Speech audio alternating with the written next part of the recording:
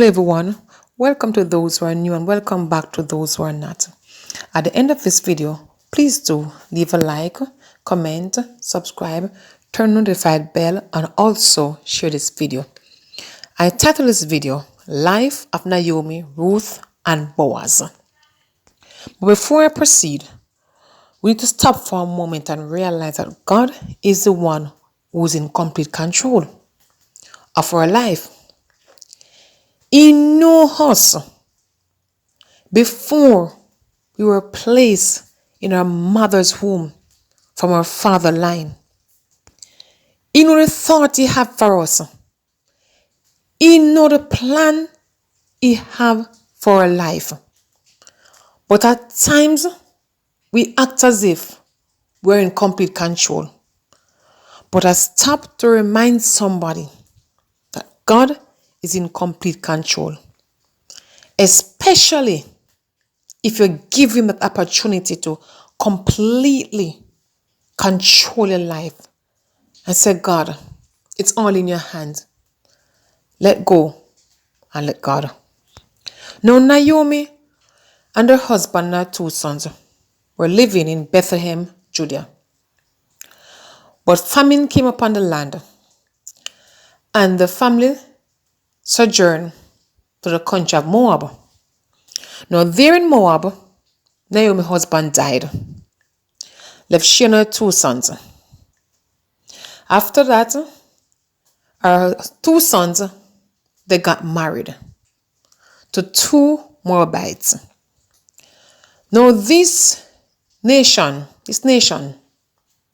they serve gods. They don't serve the true and living God that Naomi knew about.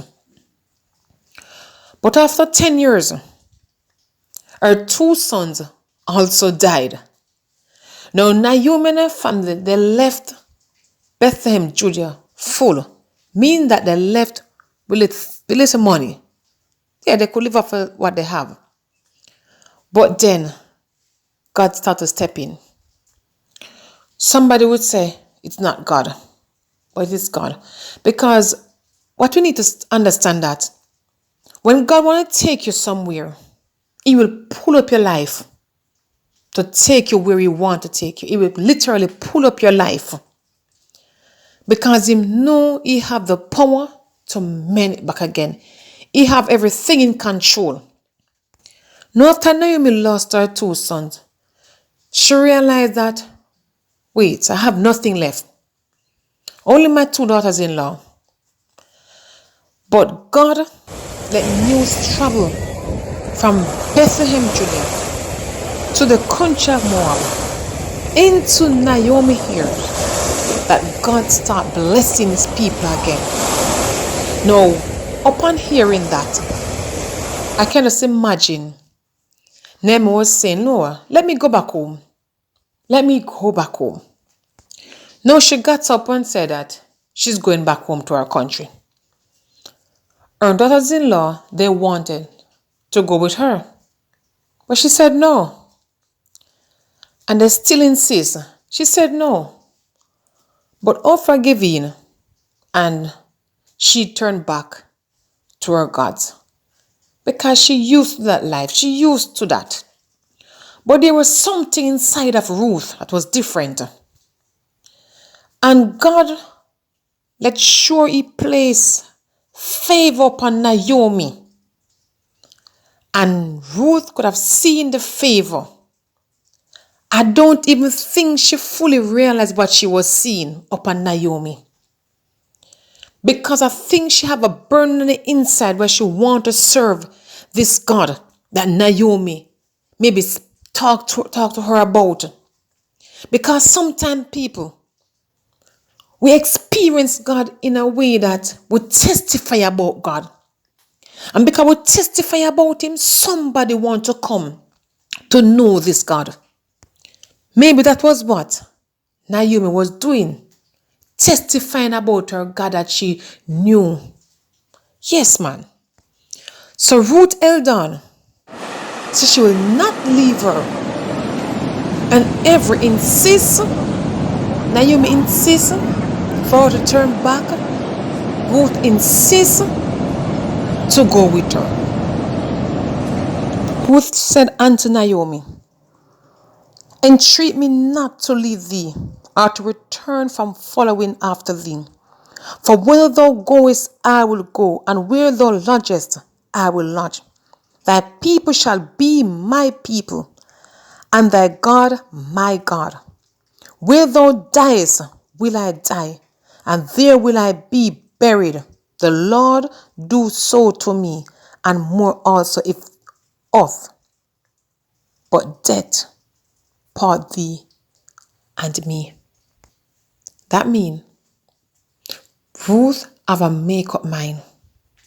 So no matter what Naomi was saying to her, she's going. So Naomi give in, and they sojourn back to Bethlehem, Judea. Upon reaching Naomi, people saw her coming and they said, isn't that Naomi? She said, don't call me Naomi, for the Almighty have dealt bitterly with me. She said, call me Mara. Now Naomi changed her name, because when Naomi went through, she could not understand why God do this to her. Lost her husband, lost her 2 sons. She came back fully empty. She left out fully, no. Yes, man, she left Bethlehem, Judea, full, and returned empty. Now, Naomi, in my thought, she sees it as a curse, and God is not with her. But she did not see the end product of what God was doing. Now, sometime God, not sometime, many times God are taking us through our process. At the beginning and in the middle, we don't see what God is doing. None of us see it until God complete the job. Then we say, this is what God was doing. We'll not understand what this man is doing in our life. And sometimes we tend to say, God is not with me. What have I done? God, why have you forsaken me? Why you turn your back on me? But while in Judea, God was there working out a plan for a man named Boaz. Yes, man, Boaz. For he to become Ruth's husband. And with that taking place, I can just imagine Ruth will be better able to take care of Naomi. Because remember, Naomi went out with husband, 2 grown children, came back after many years. In my thought, she would return to her country in an old age, unable to work. But God let Ruth find favor with her. She would work. But with Boaz in the picture, it would be much easier. And Boaz fit the plan that God have in store, because Boaz was qualified as a kinsman redeemer to take Ruth as a wife. Now, back in those days, according to Deuteronomy 25, verses 5 and 6, that if a relative of a man dies, should marry this man's wife in order to bring forth his lineage through this woman. Those were their custom in those days. Now, Boaz was a relative to Ruth's husband who had passed away. And remember, regardless of what, God's plan have to come to pass. And in the midst of all what Ruth and Naomi went through, losing their husband, losing everything, God was in the midst, working it out to take care of their well-being. But at that time, they did not see it. Just like many of us, we are going through affliction, but we don't see why we are going through it until the fullness of time come to pass. Now remember, Ruth was not a Jew. She was a Moabite. She worshipped gods, idols. That's what she worshiped. But God have a love for her. Just like us right now. God loves every one of us, no matter our race, our color, or nationality. He loves us all. I'm just paraphrasing here right now. I can bet few of them saw Ruth as being important.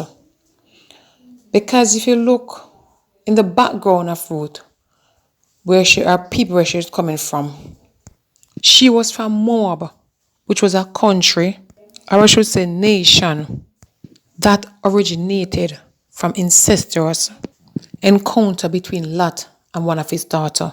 You can find it in Genesis 19. But what man say God don't see? Because God don't see any of us as being unimportant or insignificant in his sight. Men see that, but God don't. You can just imagine she were there living in Bethlehem, Judea, around her lovely mother-in-law, Naomi, as a foreigner. She's away from her people. I can bet some of the ladies were looking down on her. But God see her as being important. And the plan He have for her life to be in line with Jesus Christ. We can complete this by reading in the book of Ruth 4 from verses 13 down. So Boaz took Ruth, and she was his wife. And when he went in unto her, the Lord gave her conception, and she bore a son. And the woman said unto Naomi, Blessed be the Lord, which hath not left thee this day without a kinsman, that his name may be famous in Israel. And he shall be unto thee a restorer of thy life, and a nourisher of thine old age. For thy daughter-in-law, which loveth thee, which is better to thee than 7 sons, had borne him. And Naomi took the child, and laid him in her bosom, and became nurse unto him. And the woman, her neighbors, gave it name, saying, There is a son born to Naomi. And they call his name Obed.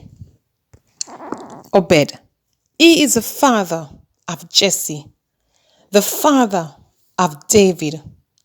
And now, these are the generations.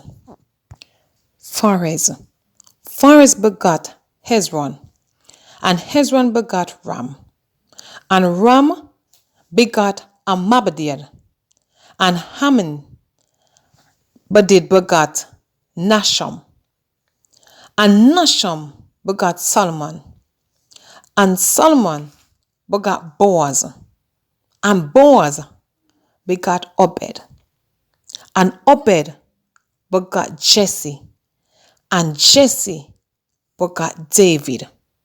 The scripture is there for us to prove it. Jesus Christ himself orchestrated the life of Ruth to be in his lineage. If you go into the book of Revelation, Jesus Christ walked through the route where David walked. So if we allow God to work out things for us, to guide us through life, He will take us where He wants to take us. But we have to let go and let God. And if we do that, we can never go wrong with this man Jesus. Because He knows the thought He has for us.